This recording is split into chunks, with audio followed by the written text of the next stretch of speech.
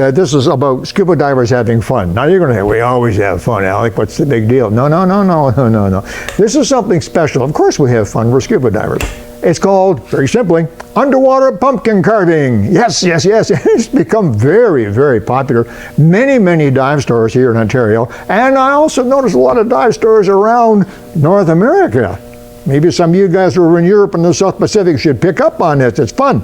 Here's the scoop, underwater pumpkin carving. Kevin's got lots of pictures from some of our prior underwater pumpkin carving contests, and you can see the guys having a blast. You can see what they're doing. So I'm going to describe it quickly for you. Now, in our underwater pumpkin contest, we had a lot of winners. Yeah. If you showed up, you won. But of course, there are some people who came in first or second or third. They got special recognition. What kind of recognition? Well, not only great pictures on our website, not in those days, but on our newsletters and so on, but also we had a lot of prizes. We were we were a big dive store, and we were able to get a lot of our contributors, a lot of our equipment contributors to contribute prizes. So if you went to the underwater pumpkin carving contest, you might win a regulator. You might win a buoyancy compensator. Could be a dive trip, could be all kinds of stuff, training programs, and it was a lot of fun. So how does an underwater pumpkin contest work?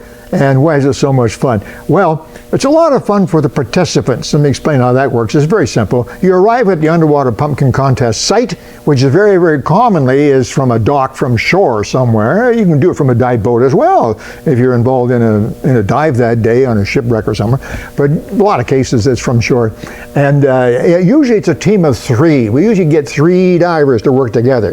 There's a reason for that, which I'll explain in a moment. And so the 3 divers register, and they get a pumpkin.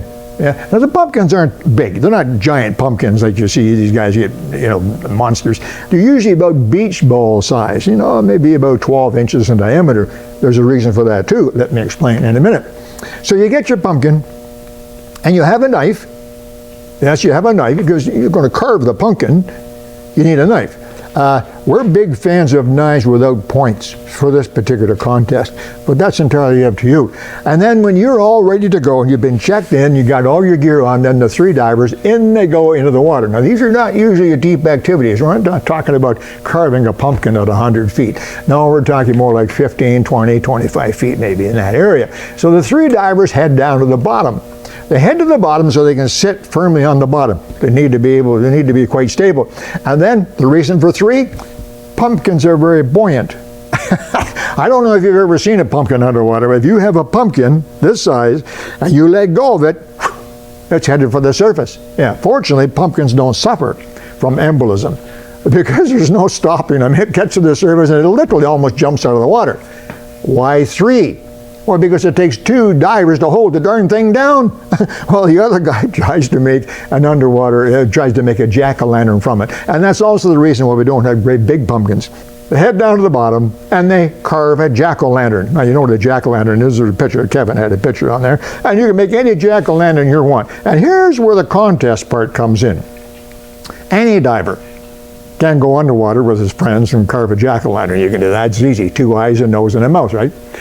But in an underwater pumpkin carving contest, after all the divers have finished and they've all come back to the surface, we line all the pumpkins up. Yeah. And then we have impartial judges, usually children. We try to get children who are there, sometimes with their mom, their dad, their brother, whatever. There's always a few children running around. We try to get 2 or 3 children, and we say to the children, okay, you go to each one of those jack-o'-lanterns, and you, between the 3 of you, decide which one you like the best. And then you decide which one is the scariest. And we like that. We give them some parameters to work with, and off they go. And after a little while, the children come back to the organizer, and they, okay, this one, this, and so on, and they have 1, 2, 3.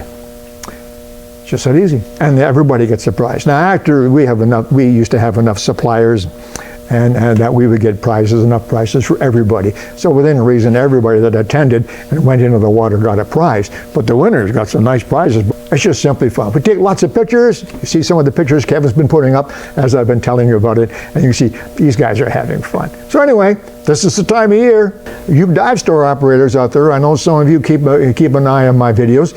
Think about it. Great activity. Keep the diving season going a little bit longer. People love it. Bring their families. Alec Peirce, Scuba Tech Tips here at AquaSub. Take care. Bye-bye.